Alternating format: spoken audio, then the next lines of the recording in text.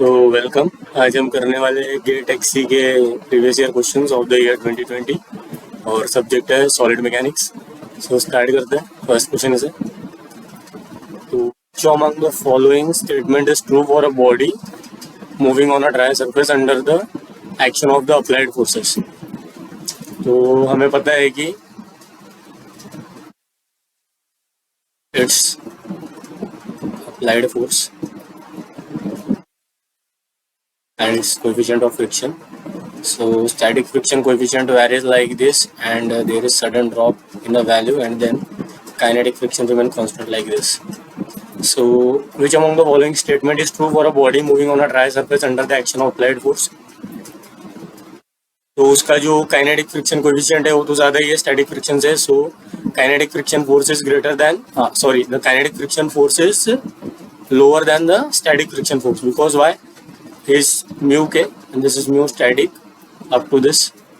This is the maximum value of limiting, or we can say limiting value of friction coefficient. So it's not coefficient, but sorry for this mistake. सही था। It's friction force. So it's like this. So static friction force धीरे धीरे बढ़ती जाती है और limiting value पर आ जाती है which is equal to mu S into N, that is coefficient of static friction into N. This is limiting value of static friction force. Then sudden drop होता है थोड़ा सा और फिर वो कांस्टेंट रहती है।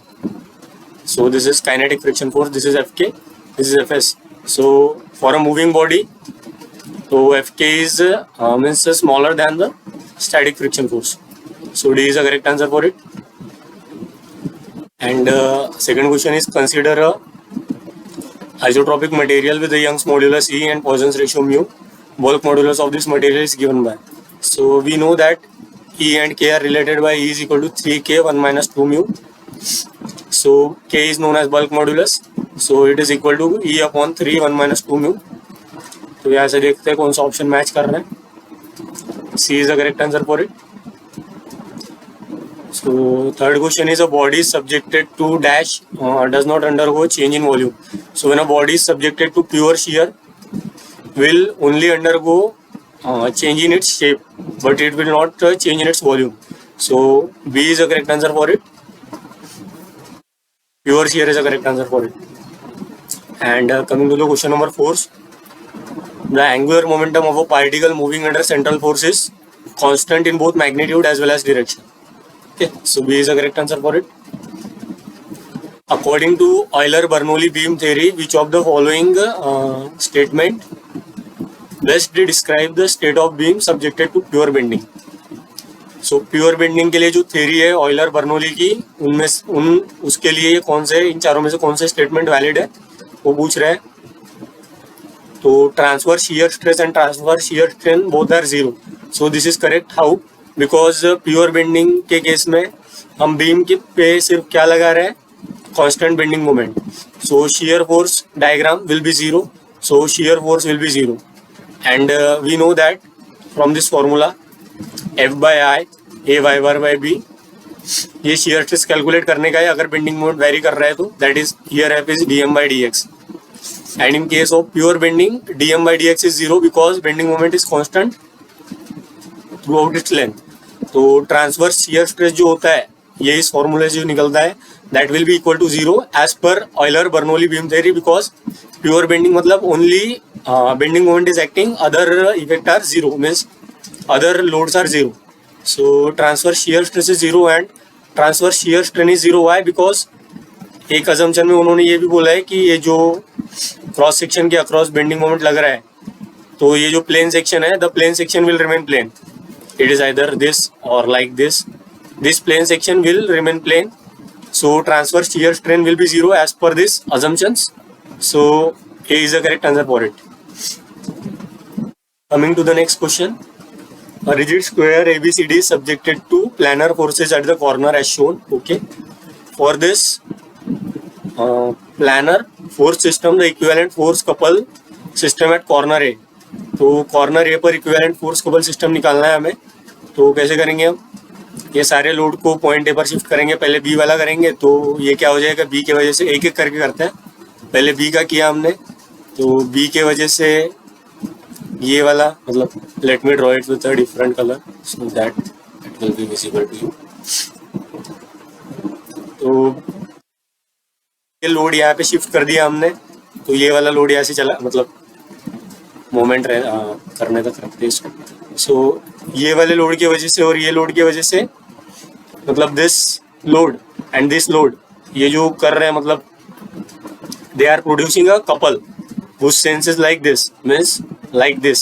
So and its magnitude is p into a because equal and opposite force and उनके बीच में का perpendicular distances है। So b के वजह से जो कपल आया that is equal to pa and force कौन सा आया, इस direction में आया force, it is due to b। ठीक है, तो ये हो गया b के वजह से। अभी यहाँ पे मतलब इसका काम खत्म हो गया b का, तो b पर अभी कुछ नहीं है। तो अभी c के वजह से क्या करते हैं हम, यहाँ पर इक्वल एंड अपोजिट फोर्स लगाते हैं। तो c के वजह से ये डाउनवर्ड फोर्स या upward force, its magnitude is p and p, so it is going to produce a couple like this. इसका सेंस होगा कुछ ऐसा, तो ये क्या अबाउट होगा ऐसा, तो about A due to c के वजह से जो कपल आएगा उसका भी सेंस होगा p इंटू ए, मतलब magnitude is p into A and direction is like this. और जो लोड होगा वो उसका डायरेक्शन क्या होगा, ये कपल के लिए चला गया तो बचा ये, तो it is downward like this, so it is p, so it is due to c। तो ये c वाला भी खत्म हो गया। अभी बचा गया हमारा d पे, तो d के लिए भी हम सेम करेंगे। सो it is like this, passing through point A, draw two equal and opposite forces. तो ये जो p है उसको ये वाला p कैंसिल कर देगा, तो एक p कौन सा बचा है a पर, दैट इज दिस, और it is due to d। So d की वजह से मोमेंट क्या आ रहा है, जीरो, बट कपल क्या आ रहा है, मोमेंट आ रहा है जीरो, मोमेंट या कपल जो भी है वो जीरो आ रहा है, बट लोड कैसा आ रहा है, load is like this p। So this is the net forces which are acting at point a। तो हमने सभी के वजह से निकाल लिया कि क्या क्या आने वाला है। तो अभी ए पर ड्रॉ कर लेते हैं हम। तो इसका सेंस सेम है और ये जीरो है, तो तीनों को ऐड करेंगे तो मोमेंट क्या आएगा, मोमेंट आएगा हमारा लाइक दिस एंड उसका मैग्नीट्यूड आएगा 2p times a।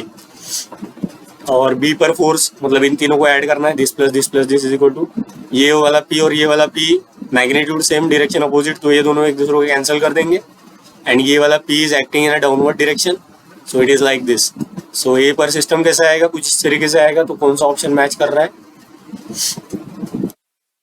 is p downward and 2pa, so b, that is system 2, b is the correct answer for it। So coming to the 7th question, एक particle है जिसका मास है 0.1 kg which is released from the rest, okay, and falling vertically downward under a gravity in a fluid, so it's mg, and a fluid of a resistive force fd whose magnitude is proportional to velocity and with constant of proportionality as 0.1, so it's 0.1 times v। और ये motion इधर हो रहा है तो इसके opposite direction में लगेगा fd, and suppose body is accelerating in this direction से a, एज्यूम कर रहे हैं हम, नहीं होगा तो उल्टा आ जाएगा। एंड g की वैल्यू दी है उन्होंने 10। So what will be the magnitude of particles velocity at a time 1 second, so after t is equal to 1 second what will be the velocity they are asking। So what we need to do is we have to first apply the Newton's law of motion, that is summation f net is equal to m into a, and after applying summation f net will be, as this is considered as a positive direction, so it is mg minus fd is equal to ma, and it's 0.1 times g minus 0.1 times v is equal to 0.1 times a। तो solve करने के बाद ये कुछ इस तरीके से आ जाएगा।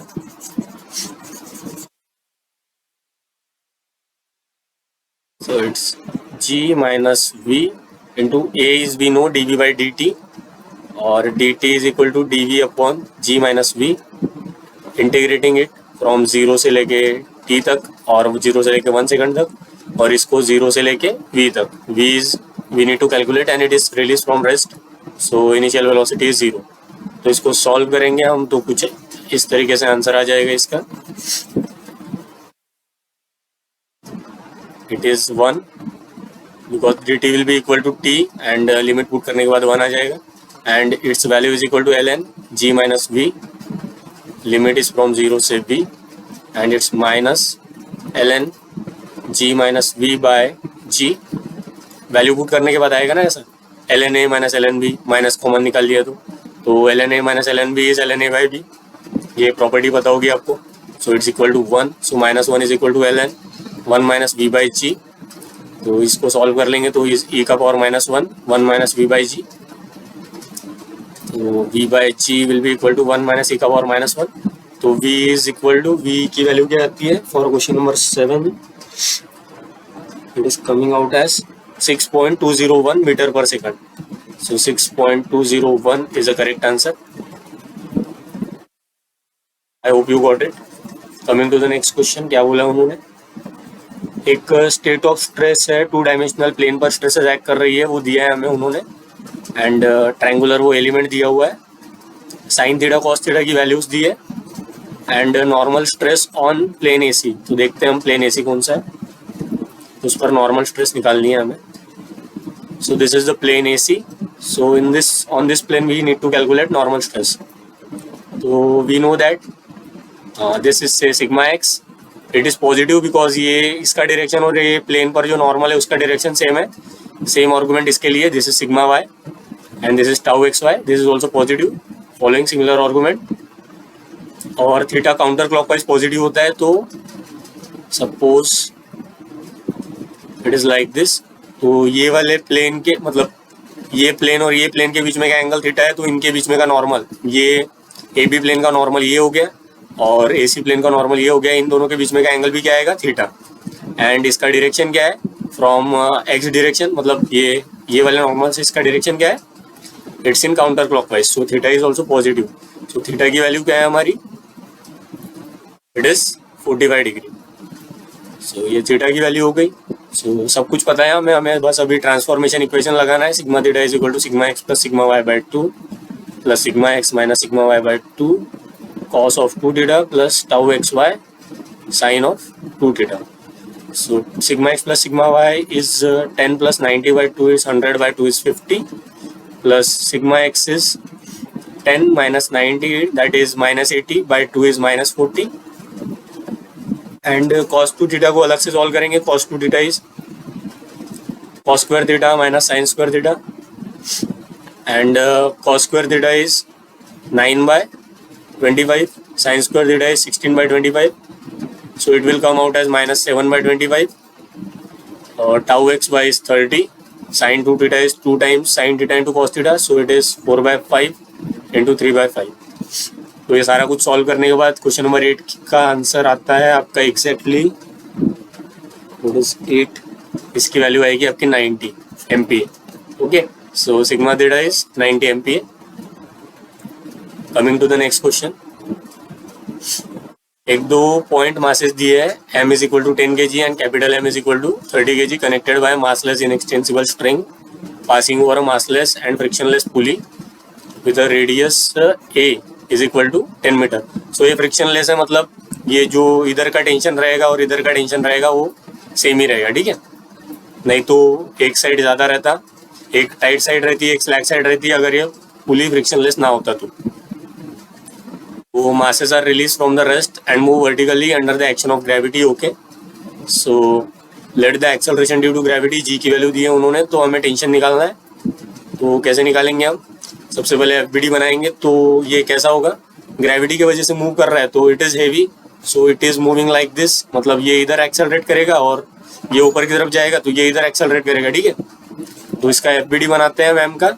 So it is force acting on it is mg, इस पे टेंशन लगेगा ऊपर की तरफ and it's accelerating like this.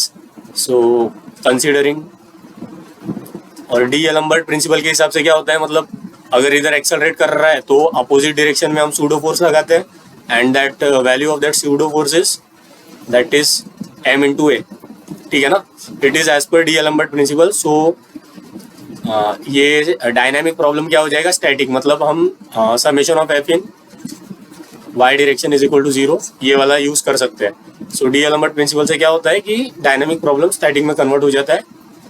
So applying it for block M what we will get, so it is T plus M A is equal to M G. So this is say equation 1। It's for small block, it's for capital block. So similarly, considering the free body diagram of small block, we will get it's small m, so its weight will be mg, and tension is like this, and it is accelerating in upward direction, so pseudo force will act like this, and by following similar argument like this means equilibrium of forces in y direction. So it is T plus T is equal to, it will come out as T is equal to M G plus A. So it is equation 2. तो हमें क्या चाहिए, tension चाहिए, तो acceleration को eliminate कर देंगे हम सेकंड इक्वेशन से। T minus M G is equal to M A, this is 2, and T by M minus G is equal to A. Suppose this is equation number 2। तो यहाँ से ए की वैल्यू इसमें रखेंगे तो क्या आ जाएगा, T is equal to T plus M, and A की वैल्यू है हमारी T by small M minus G, and it's equal to M G. So T plus M T by M minus M G, sorry it's it's mg, but what I am making mistake is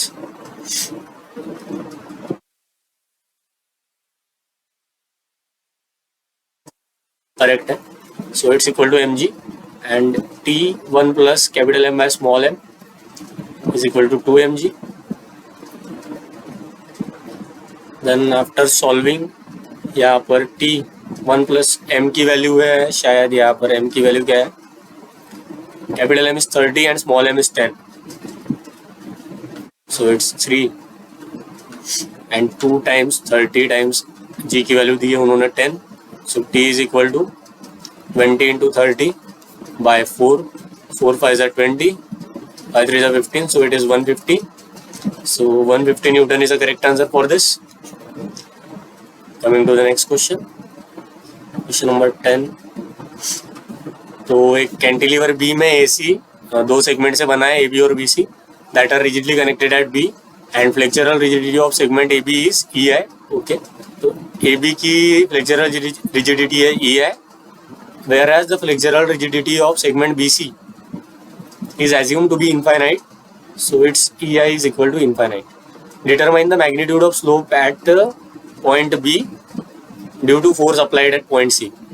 तो B पर slope निकालना है हमें, तो हमें cantilever का पता है, अगर ये ऐसा है तो फोर्स की वजह से कुछ इस तरीके से बेंड होगा,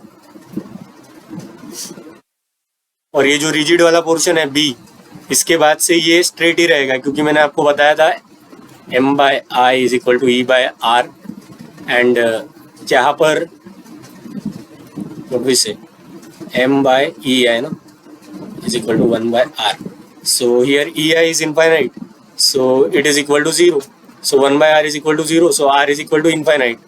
तो आर इनफाइनाइट किसके लिए होता है, स्ट्रेट लाइन के लिए, इसलिए बीसी पोर्शन का कर्वेचर क्या होगा, स्ट्रेट लाइन। आई होप ये क्लियर हुआ होगा आपको।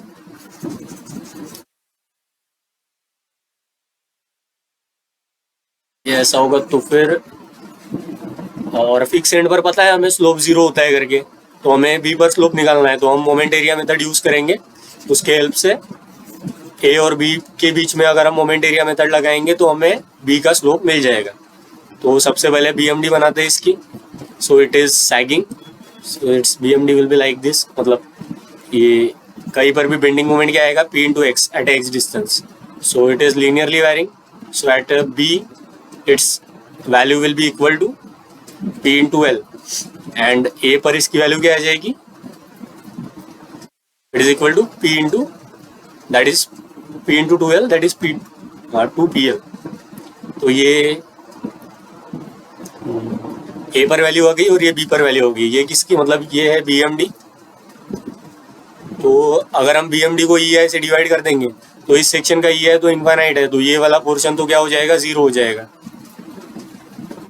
बचा क्या हमारा, बस BC वाला पोर्शन। तो इट इज लीनियर एंड इसको EI से डिवाइड कर देंगे हम तो it will come something like this.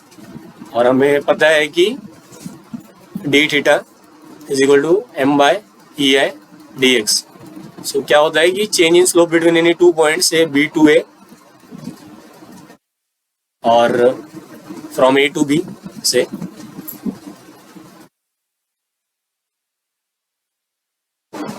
Is equal to area of m/EI diagram between A to B। So ये वाला एरिया निकालना है हमें between A to B। So theta is theta B minus theta A and ये area क्या हो जाएगा, half into sum of length of its parallel side that is PL/EI plus PL 2PL/EI और perpendicular distance between them that is length. Trapezium का area ऐसे ही निकालते हैं ना, half of sum of length of parallel sides multiplied by perpendicular distance between them. नहीं पता होगा तो आज से ध्यान में रख लो।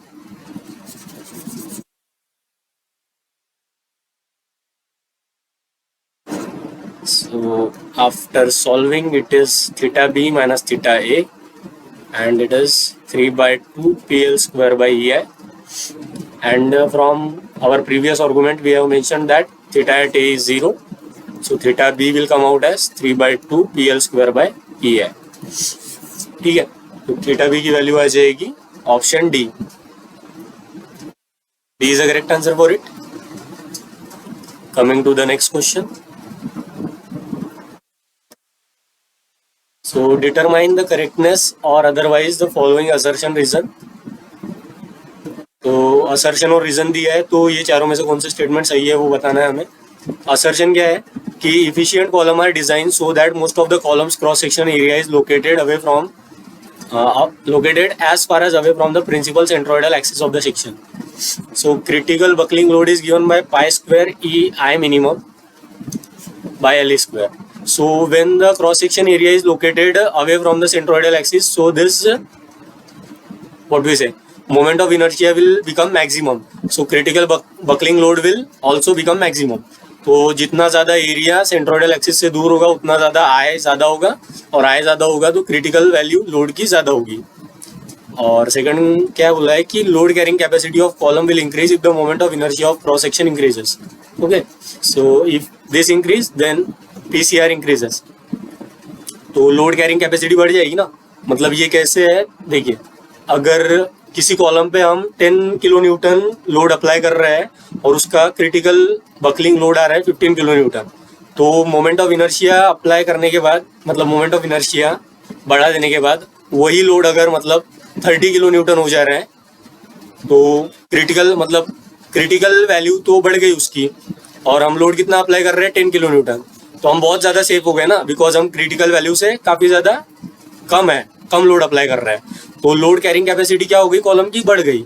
तो ये कैसे हुआ, अगर हम जो क्रॉस सेक्शन एरिया है अगर वो सेंट्रोइडल एक्सिस से काफ़ी दूर रखते हैं तो मोमेंट ऑफ इनर्शिया बढ़ता है। तो अगर मोमेंट ऑफ इनर्शिया बढ़ता है तो लोड कैरिंग कैपेसिटी बढ़ती है। So reason is a correct explanation of assertion and both of this statement are true. So A is a correct answer for it. Coming to the next question, consider a structure consisting of two massless elastic bar AB and BC। So AB और BC दिया है, वो दोनों massless है और उनकी modulus of elasticity दी है E, cross sectional area दिया है A और लेंथ दी है L। Connection at ABC all are pinned. Okay, so B पर हम जॉइंट B पर FBD बनाते हैं। सो AB का आ जाएगा से RAB and its RBC and its P। horizontal force P is applied at point B at joint B। so we need to calculate horizontal deflection at point B। so सबसे पहले हम क्या करेंगे, पूरे स्ट्रक्चर की स्ट्रेन एनर्जी निकालेंगे और वो स्ट्रेन एनर्जी P के टर्म में निकालेंगे। देन उस स्ट्रेन एनर्जी को P के रिस्पेक्ट में डिफरेंशिएट कर देंगे तो वो लोड का डिफ्लेक्शन मिलेगा लोड की डायरेक्शन में। और हमारा लोड कौन सी डायरेक्शन में है, हॉरिजॉन्टल डायरेक्शन में। तो ये जो डिफ्लेक्शन मिलेगा delta of point B, it is horizontal deflection of point B. ठीक है, तो सबसे पहले हमें स्ट्रेन एनर्जी निकालनी है एज पर कैस्टिग्लियानोस थ्योरम, मतलब ये डिफ्लेक्शन इज एज पर कैस्टिग्लियानोस थ्योरम, स्ट्रेन एनर्जी निकालनी है हमें। तो उसके लिए हमें पहले लोड निकालना पड़ेगा ए बी और बी सी में, तो वो हम निकालेंगे इक्विलिब्रियम से। सो this is 45 degree, this is 90, so this is 45, this is 45 and this is 45.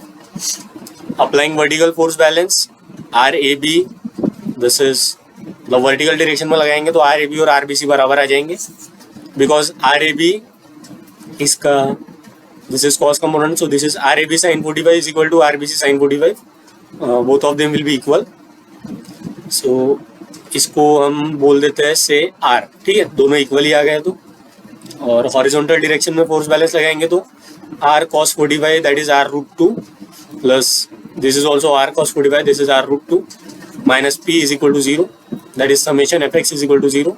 So P की वैल्यू आ जाएगी root 2 times R after solving this. तो P की वैल्यू आ जाएगी, P की वैल्यू इज root 2 R, हाँ तो R की वैल्यू आ जाएगी P by root 2. सो हमें इसमें कितना लोड लग रहा है, मतलब कितना फोर्स लग रहा है वो पी के टर्म में मिल गया। तो अभी हमें क्या निकालना है, दोनों में विच से स्ट्रेन एनर्जीज निकालनी है। तो एक्सियल लोड के लिए हम कैसे निकालते हैं, P square D X by A, this is strain energy for axial load. और हमारा यहाँ पर पी वेरी नहीं कर रहा है, P is constant, here P is R for A B, तो U total is U A B plus U B C, और U A B is integral R square D X by A, sorry it's 2a plus U B C is also R square D X by 2a. तो after solve करने के बाद क्या आ जाएगी इसकी value, u is equal to 2 times हो जाएगा तो नीचे का 2 कैंसिल हो जाएगा, तो R square by A, so integral D X and dx is 0 से l because nothing is varying, so r is p by root 2 का whole square and it's l by ae, so after solving it is p square l by 2ae. This is the total strain energy. Total strain energy आ गई तो उसका derivative with respect to p is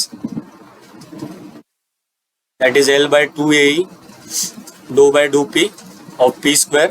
तो इसको solve करने के बाद क्या आ जाएगा, it's 2pl by 2ae, so pl by ae, so that is du by dp is nothing but horizontal moment of load p, that is it, horizontal deflection of point b or joint b, so pl by ae is the correct answer. So 12 के लिए b is the correct option. Coming to the next question, तो एक rigid bar दिया है उन्होंने जिसका मास है m, so this is bar, this bar is having a mass m and having a length L, is hinged at one of its end, और एक point mass है उसके एंड पर C पर अटैच किया है, and elastic spring with a linear stiffness K is attached at B as shown in the figure. Ignore the effect of gravity and damping, मतलब damping का इफेक्ट इग्नोर करना है। तो natural frequency of small oscillation of this system is, तो small oscillation के लिए natural frequency क्या होगी वो पूछ रहे हैं वो। सो कैसे निकालेंगे इसको हम, सपोज ये सिस्टम कुछ इस तरीके से था, is m, it is some, यहाँ पे स्प्रिंग ही है ना, पहले मैं यहाँ पर ही ड्रॉ करके बताता हूँ। तो पहले क्या होगा, कुछ मतलब इस रॉड का भी कुछ मास है और यहाँ पर भी एक मास है, तो इसके वजह से स्प्रिंग एक स्टैटिक डिफ्लेक्शन वाले अमाउंट से मतलब डेल्टा स्टैटिक से नीचे आ जाएगी, ठीक है। लेकिन मोमेंट कैलकुलेट करते समय क्या होगा कि ये वाले मास का जो मोमेंट होगा और ये रॉड की वजह से, मतलब रॉड का पूरा मास अगर हम मिड पे माने और इसके वजह से जो मोमेंट निकालेंगे ए के about while calculating moment balance, तो इनका मोमेंट ये जो स्टैटिक डिफ्लेक्शन की वजह से स्प्रिंग में फोर्स आया ना उसको बैलेंस कर देगा। तो हम ये स्टैटिक डिफ्लेक्शन वाला कंसीडर नहीं भी करेंगे मोमेंट बैलेंस करते समय तो चलेगा, बिकॉज ये ग्रेविटी वाला इफेक्ट इसको नलीफाई करने वाला है। तो हम सीधे सीधे हम डिस्टर्बेंस वाला, मतलब डिस्टर्बेंस से ही चालू करते हैं कैलकुलेट करना। तो सपोज इसको हमने डिस्टर्ब किया बाय एन अमाउंट से x, सो स्प्रिंग इज और बाय एन अमाउंट से थीटा, बिकॉज रॉड को डिफ्लेक्ट किया बाय एन अमाउंट से थीटा। सो स्प्रिंग का जो डिफ्लेक्शन हो जाएगा it is L/2 times theta. So spring force will be equal to K into L/2 times theta. ये disturbance की डायरेक्शन ऐसी है और स्प्रिंग के वजह से मोमेंट इस तरीके से प्रोड्यूस होगा, और ये मास और इस रॉड के मास की वजह से जो मोमेंट होगा वो जो स्प्रिंग में स्टैटिक डिफ्लेक्शन हुआ था वो वाले फोर्स का जो मोमेंट होगा वो दोनों एक दूसरे को बैलेंस कर देंगे। तो हमारे पास फाइनली कौन सा मोमेंट बचा, बस ये वाला एक अनबैलेंस मोमेंट बचा, that is K into L/2 into theta, and its direction is opposite in the direction of disturbance, theta into L/2।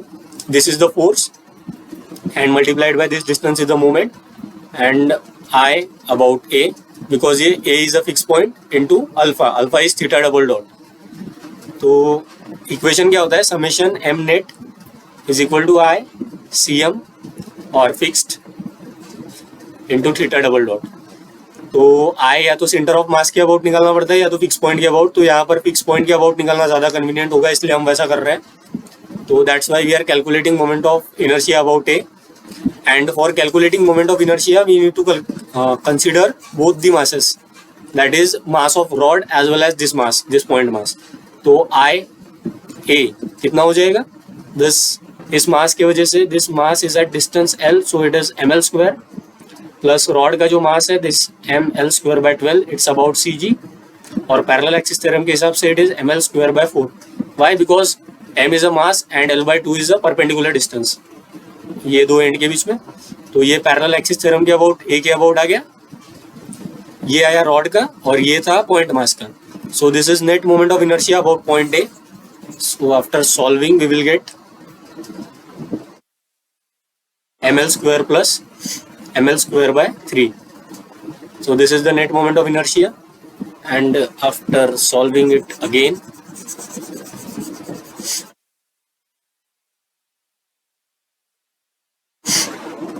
it is m plus m by 3 L square theta double dot plus K L square by 4 theta is equal to 0।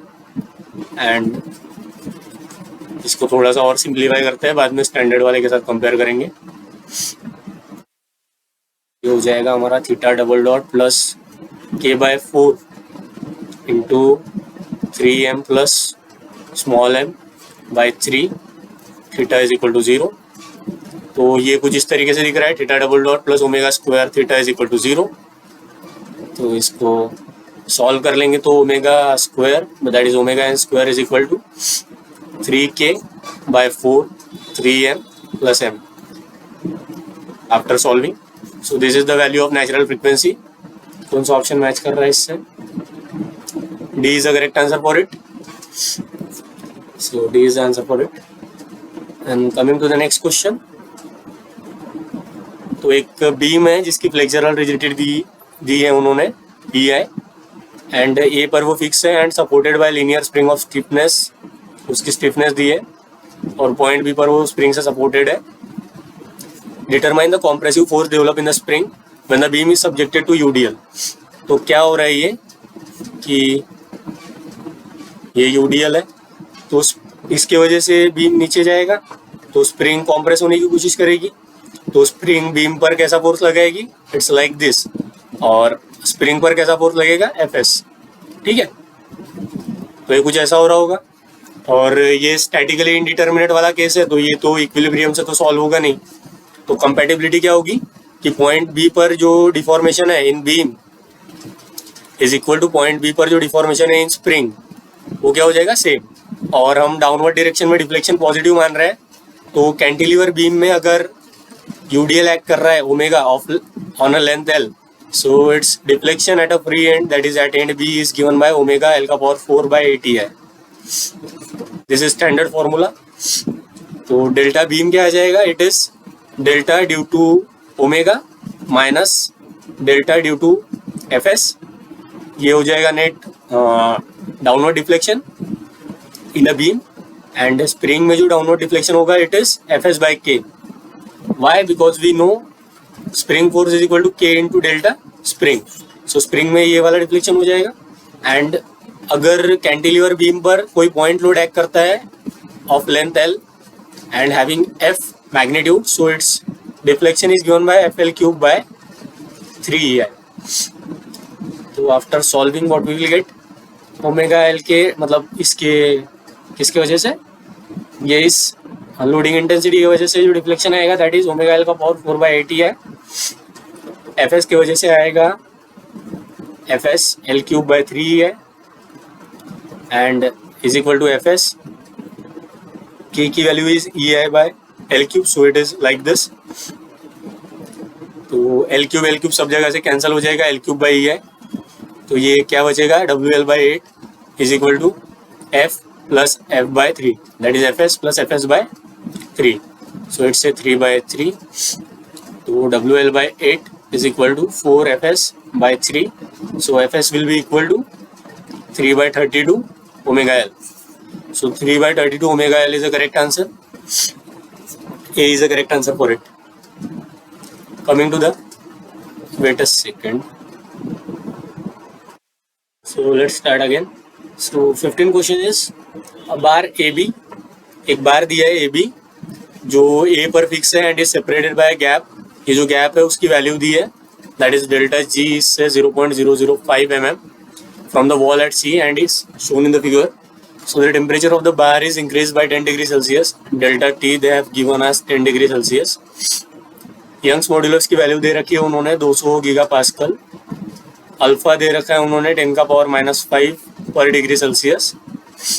तो compressive stress कितनी develop होगी बार में वो पूछ रहे हैं. तो develop कैसे होगी, तो सपोज ये बार कुछ मतलब अगर यहाँ पे सपोर्ट नहीं होता तो ये डेल्टा फ्री, इसका एक्सपेंशन कितना होता alpha delta T times L, इतना फ्रीली एक्सपांड होता हो. अगर ये नहीं होता गैप तो देखते हो कितना होता 10 का power -5, it's 10 and L is 100, so it's 0.01 mm. तो अगर ये सपोर्ट नहीं होता यहाँ पर तो ये बार क्या होता कि और आगे जाता, मतलब और ज़्यादा एक्सपांड होता. कितना एक्सपांड होता 0.01 mm, लेकिन गैप की वजह से कितना अलाउड है बस 0.05 mm, बस 0.005 mm इतना ही अलाउड है. तो delta restricted is how much, it is delta free minus delta gap.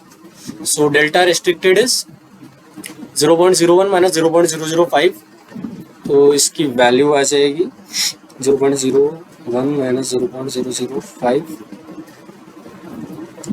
It's 5 into 10 का पावर -3. तो इतना mm रेस्ट्रिक्ट हुआ. तो इतना mm डिफॉर्मेशन जब रेस्ट्रिक्ट हुआ तो इसके वजह से मतलब ये एक्सपांड होने की कोशिश कर रहा था, लेकिन ये वॉल इसको क्या करने की कोशिश कर रहा है, कॉम्प्रेस करने की कोशिश कर रहा है. मतलब ये इतना होने नहीं दे रहा है. तो वॉल कौन सी स्ट्रेसेस लगा रहा है उस पर, तो वॉल व्हाट वी से मतलब बार तो आगे जाने की कोशिश कर रहा है लेकिन वॉल उस पर कॉम्प्रेसिव स्ट्रेसेस लगा रहा है. तो दैट्स वाई बार में कौन सी स्ट्रेसेस डेवलप होंगी, कॉम्प्रेसिव. तो it is the deformation that is restricted and what will be the strain that is restricted. So it is delta R by length and it is 5 into 10 ka power -3 divided by 100. So it is coming out as 5 into 10 ka power -5. So it is nothing but strain. So from Hooke's law we know sigma by epsilon is nothing but equal to Young's modulus. So sigma is equal to epsilon is 5 into 10 का power -5 और Young's modulus की value आ जाएगी हमारी 200 into 10 का power 3. ये 2 और 3 5 इससे कैंसिल हो जाएंगे, 5 to 10. So 10 megapascal will be the correct answer for it. So this much amount of stresses will be set up in the bar due to this temperature change and this wall. तो 10 megapascal है उसका answer. Next question पे आते हैं. एक thin wall spherical pressure vessel है जिसका mean radius दिया उन्होंने, R is given as 1000 mm and T is mentioned as 10 mm और यंग्स मॉड्यूलस भी दे के रखा है उन्होंने that is 200 giga pascal. Poisson's ratio is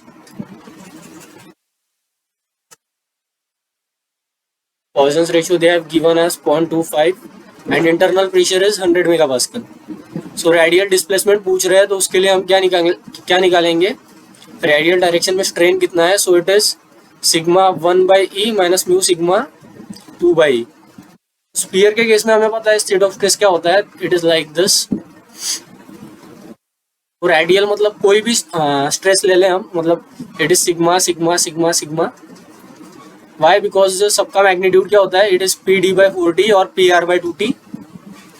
ठीक है, तो this is the magnitude and each of the stress is having equal magnitude, so it is like this.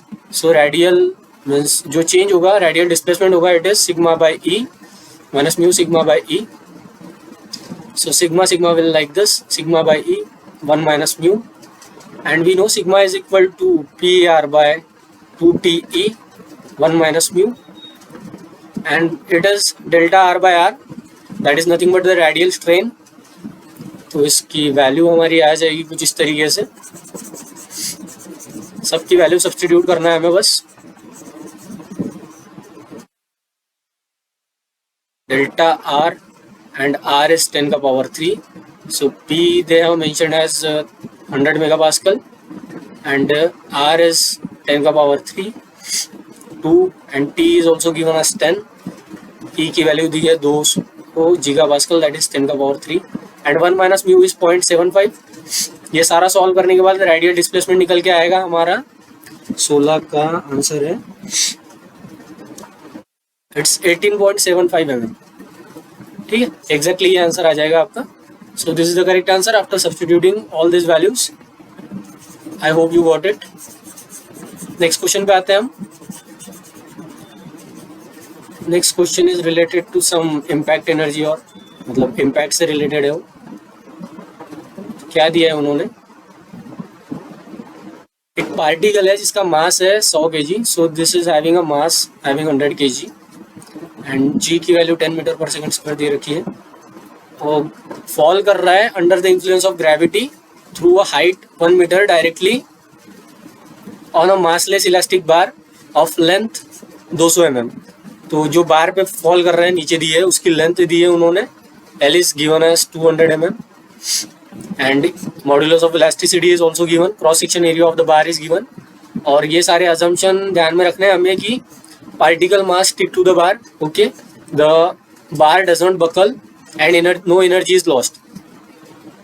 तो ये सारे assumption के अंडर में जो हमारा क्या निकालना है उन्होंने, यूज ग्रेविटेशनल एक्सेलरेशन g की वैल्यू ये यूज करनी है, और maximum axial compression in the bar due to the impact. तो इम्पैक्ट की वजह से जो आएगा delta max, that is nothing but equal to impact factor multiplied by delta static, because we know impact factor is equal to delta max by delta static and impact factor की value क्या आती है, it is 1 plus under root of 1 plus 2h by delta static. तो यहाँ पर h known है, हमें delta static हमें निकालना पड़ेगा। तो डेल्टा स्टैटिक कैसे निकालेंगे, delta static is nothing but, अगर ये वाला मास हम इस पे ग्रेजुअली अप्लाई करते हैं, मतलब इतना लोड हम अगर इस पे ग्रेजुअली अप्लाई करते हैं, लोड मतलब mg, यहाँ पर अगर इतना अप्लाई करते ग्रेजुअली, तो ये बार कितना डिफॉर्म होता under the influence of this gradual load, तो that is nothing but delta static. So it is P and L by AE। so mg is given as, m is 100 and g is 10, so it is 10 का power 3। L की value I think उन्होंने 200 दी थी, और E की भी value 200 gigapascal है। तो L is 200 mm and area is I think 100 mm square, okay.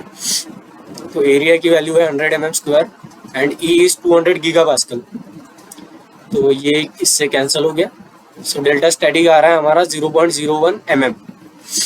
तो this is nothing but delta static. Now we need to calculate impact factor to calculate delta maximum. It is 1 plus 2 into h is 10 का power 3, बिकॉज ये delta static mm में है, तो unit consistent रखने के लिए हम h को भी mm में पुट करेंगे, तो इट इज 0.01। तो ये पुट करने के बाद हमारा इम्पैक्ट फैक्टर आ जाता है कुछ 2000 divide by 0.01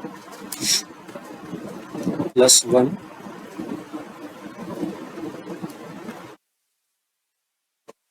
it's again plus 1, so it is 448.21। तो after substituting value of impact factor and delta static, तो डेल्टा मैक्स आ जाएगा हमारा 4.4821 mm।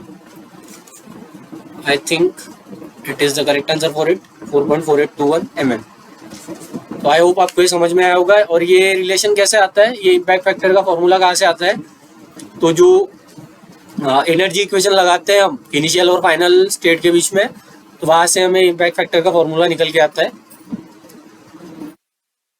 Coming to the question number 18, a pin joined truss has a pin support at A, okay, and a roller support at C.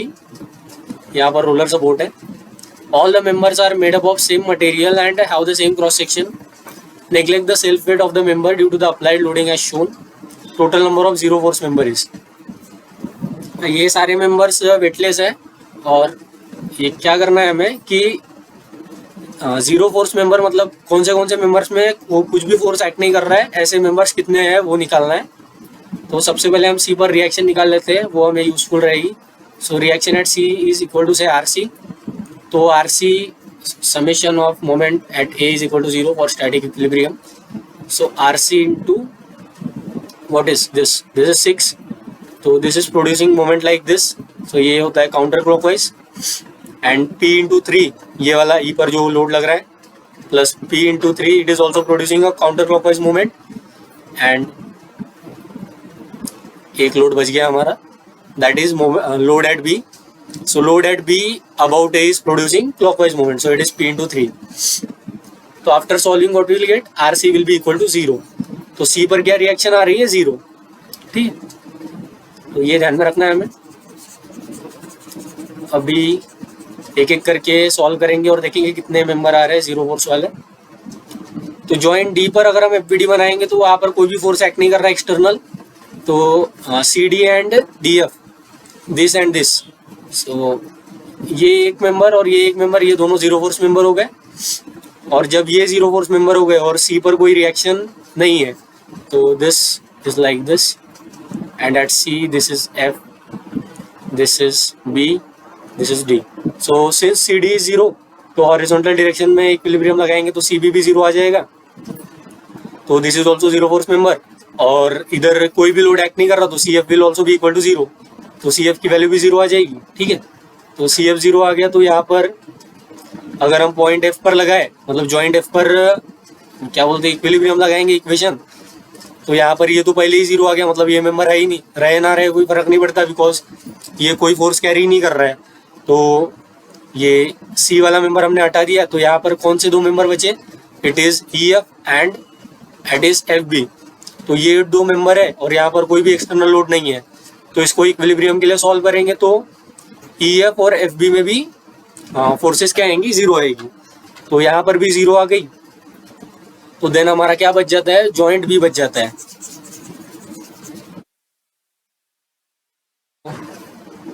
Joint B पर ये तो zero force member हो गया तो ये यहाँ पे है ही नहीं। सो this is force like this. तो बी मेंबर में भी वर्टिकल इक्विलिब्रियम से ये वाली फोर्स होगी। लेकिन जॉइंट बी पर क्योंकि बीसी मेंबर में कोई भी फोर्स नहीं है हॉरिजॉन्टल में, तो इक्विलिब्रियम लगाएंगे तो ए बी मेंबर भी क्या आ जाएगा, जीरो फोर्स मेंबर आ जाएगा, ठीक है। तो ए बी मेंबर में भी कोई भी फोर्स नहीं आएगा। तो और पॉइंट ई पर लगाएंगे हम, तो जैसे कि ई बी में फोर्स है तो इक्विलिब्रियम लगाने के बाद ए में भी कुछ ना कुछ फोर्स आएगी। तो A is not a zero force member. तो यहाँ पर कितने जीरो फोर्स मेंबर हो गए, तो A B is zero force member, this is 1 and ये जीरो फोर्स नहीं है, ये जीरो फोर्स नहीं है, this is also zero force, this is 2, this is 3, ये 4, 5, 6, 7। So total 7 members are zero force member. So 7 is the correct answer for it. Coming to the next question. क्या दिया इन्होंने, 2 beam है। So 2 beam AB and BC having diameter. So diameter is given as 100 mm. Connected by internal hinge. यहाँ पर internal hinge है। And the structure is fixed at A. And roller supported at C. C पर roller support है और ए पर fix है। और P की वैल्यू दी है उन्होंने 1 kilo newton. Ignoring the effect of any transfer shear stress the tensile stress develop at A. A पर कितना टेंसाइल स्ट्रेस डेवलप होगा वो पूछ रहे हैं हमें। तो कैसे निकालेंगे हम, suppose wait for few seconds. So ये बीम है और बी पर इंटरनल हिंज है। तो हमें पता होता है कि bending moment about internal hinge is equal to 0, और if C is a reaction say R C is a reaction at support C, so यहाँ पर सेक्शन बी पर bending moment at section B is 0, so R C into 1 will become equal to 0. तो R C into 1 is equal to 0, so R C will be equal to 0. तो R सी 0 हो गया, और point A पर हमें क्या निकालनी है, बेंडिंग स्ट्रेसेस निकालनी है. तो उसके लिए हमें मोमेंट निकालना पड़ेगा. Why? Because bending stresses is given by for a circular section 32 m by pi d cube.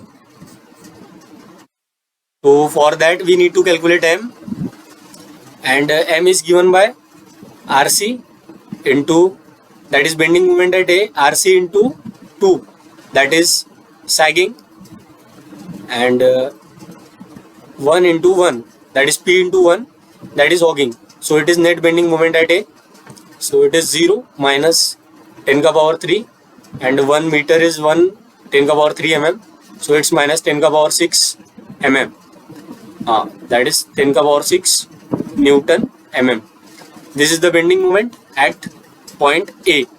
ठीक है, मतलब इस सेक्शन पर यहाँ सारे पॉइंट्स पर बेंडिंग मोमेंट होगा कितना. तो सिग्मा बी की वैल्यू आ जाएगी हमारी 32 इंटू एम इज 10 का power minus 6 pi, and D cube is given as 10 का पावर, इट्स 10 का पावर माइनस 6 नहीं, 10 का पावर 6 है.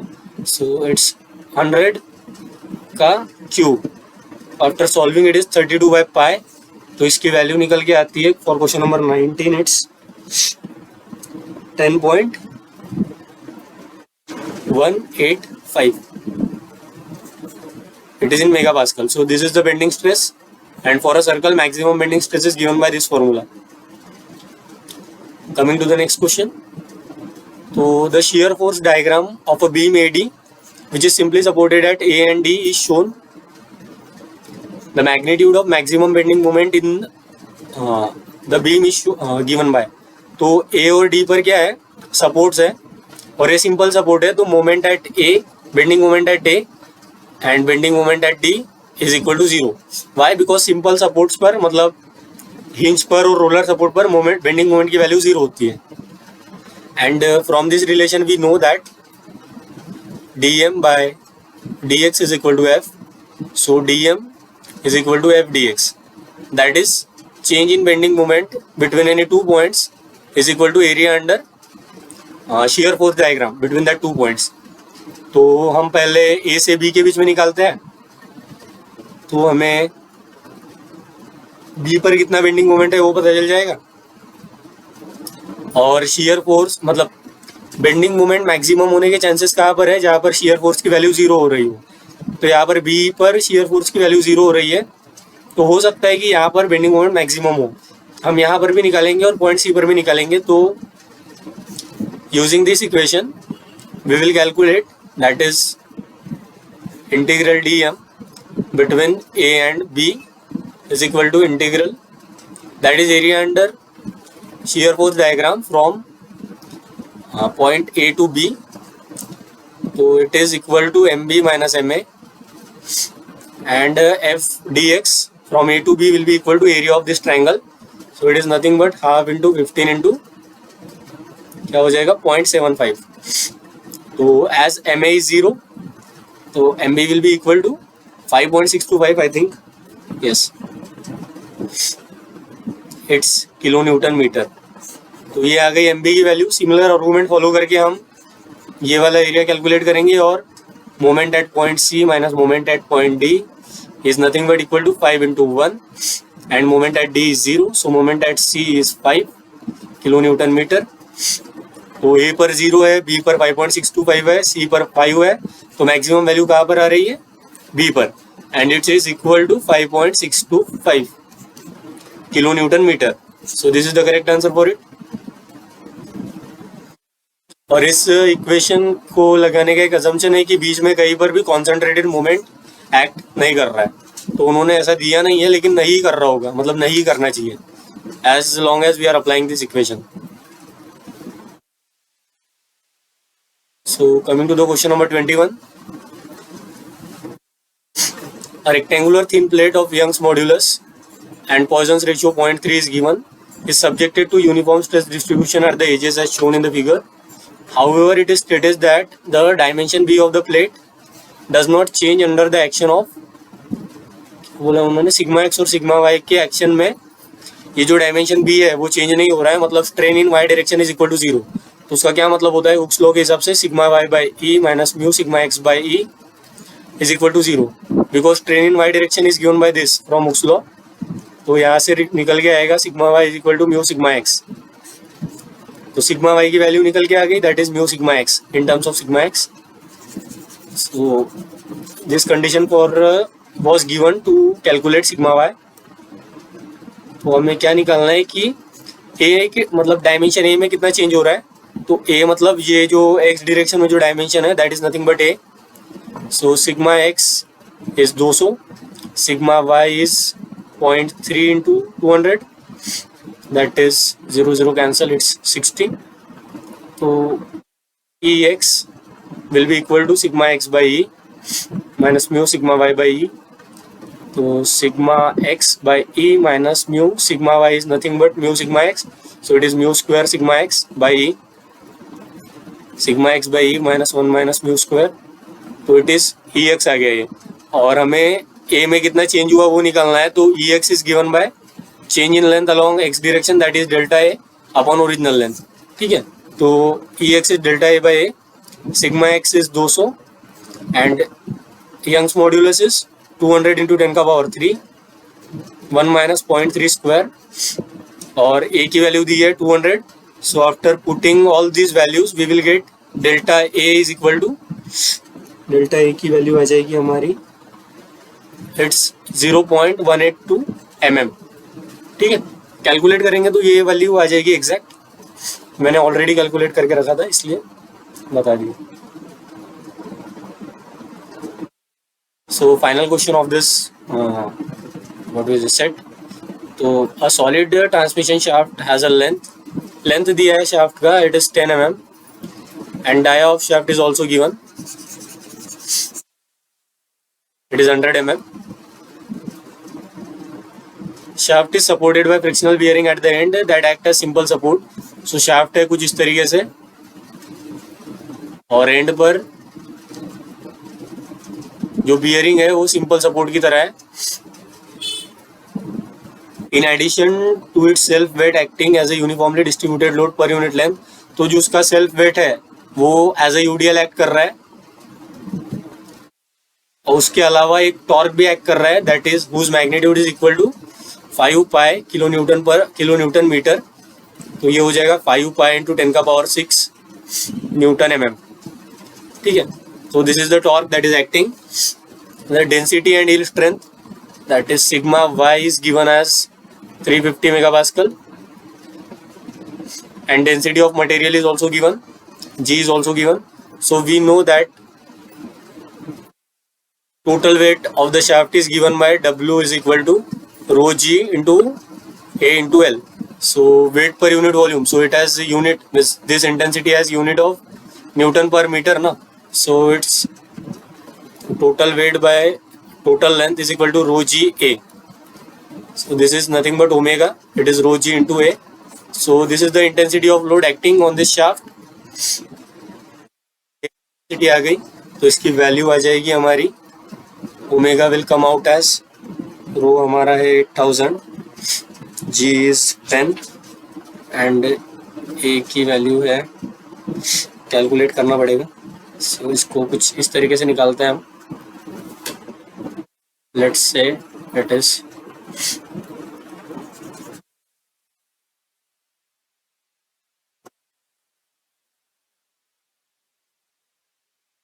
so omega is equal to rho is 8000, g is 10, it is pi by 4 and diameter is 0.1 square, that is 10 ka power minus 2 because it is given in mm, so we converted it to meter। ये वाला 0, ये 0 और ये 2 0 cancel हो जाएंगे, ये क्या निकल के आएगा हमारे पास,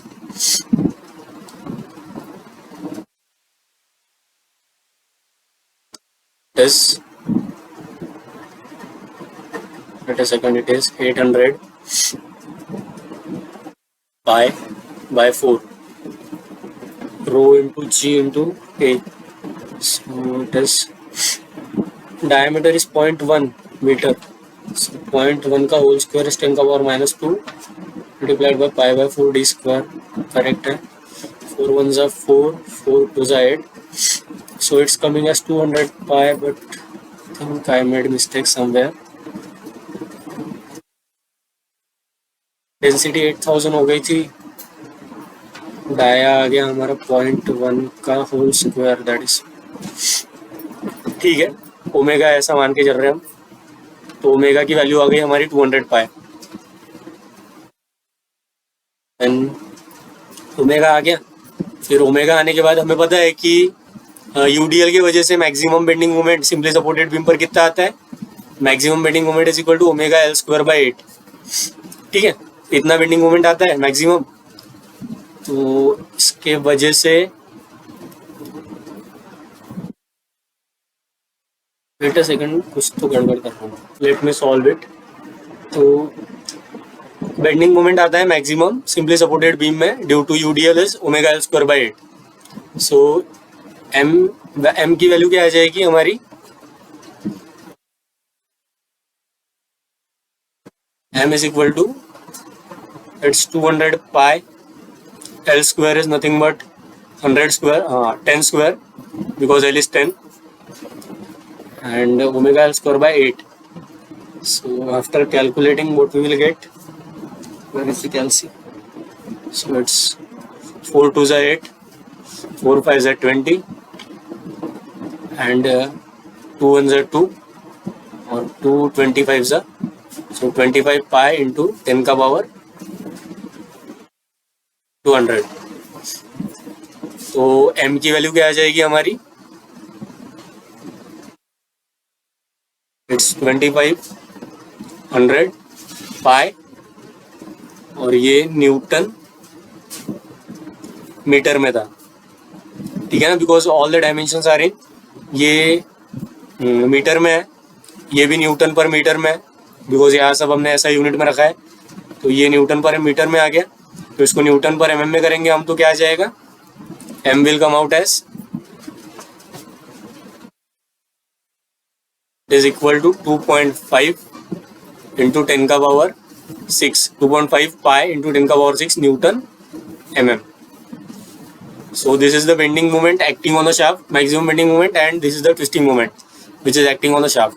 सो एम की वैल्यू है हमारी 2.5 पाई इंटू 10 का power 6 newton MM, and T की वैल्यू है हमारी 5 पाई इंटू 10 का power 6 newton MM. And we know that अगर एक शाफ्ट है जिस पर एक बेंडिंग मोमेंट और ट्विस्टिंग मोमेंट एक्ट कर रहा है, तो वहाँ पर मैक्सिमम शियर स्ट्रेस निकालने का फॉर्मूला है सॉलिड शाफ्ट के लिए 16 by pi D cube under root of M square plus T square. ये कहाँ से आता है. ये जो सिग्मा 1 को सिग्मा 2 रहता है ना, दैट इज इसकी वैल्यू आती है for combined bending and twisting. It is m plus minus under root of M square plus T square, and tau max is equal to maximum out of sigma 1 minus sigma 2 by 2, sigma 2 minus sigma 3 by 2, and sigma 3 minus sigma 1 by 2. तो ये तीनों का maximum आता है, और ये maximum value आती है इतनी. तो टाउ मैक्स हम निकालेंगे तो कितना आएगा. It's 16 by pi, and D की वैल्यू है 100, तो इट्स क्यूब, और एम की वैल्यू आएगी हमारी 2.5 पाई होल स्क्वायर प्लस 5 पाई होल स्क्वायर, और 10 का पावर 6 का होल स्क्वायर करेंगे, उसको बाहर ले जाएंगे तो 10 का पावर 6 ही हो जाएगा. सिमिलरली पाई को बाहर ले जाएंगे तो पाई हो जाएगा लाइक दिस. इट्स 10 का पावर 6 इंटू 10 का power 6 under root of 2.5 square plus 5 square. तो इसकी वैल्यू आ जाएगी हमारी 16. मतलब ये पूरा सॉल्व करने के बाद 10 सेकंड.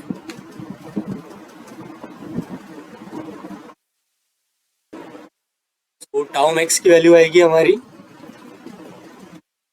89.4427 मेगा पास्कल, बिकॉज यहाँ पर हमने सारा न्यूटन और एमएम में रखा है.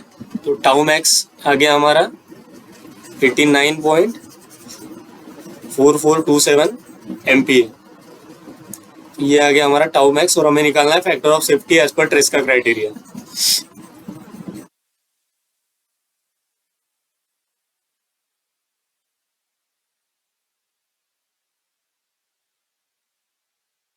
ट्रेस्का के हिसाब से क्या होता है, tau max maximum possible shear stress must be less than permissible, and tau max is equal to it is sigma y by 2 by factor of safety. Because ये टाउ कैप क्या होता है, tau yield by factor of safety, that is yield stress by factor of safety is nothing but permissible value. And ये sigma yield Tresca के लिए क्या आता है, for Tresca criteria the value of shear yield stress is nothing but tensile yield stress bye 2। So tau max की value हमें पता है और सिग्मा y हमें पता है 350 and 2 by factor of safety, so it's multiplied by 2 raise to power 1 into 350, तो 1.9565 is a correct answer for this factor of safety, and thanks for watching.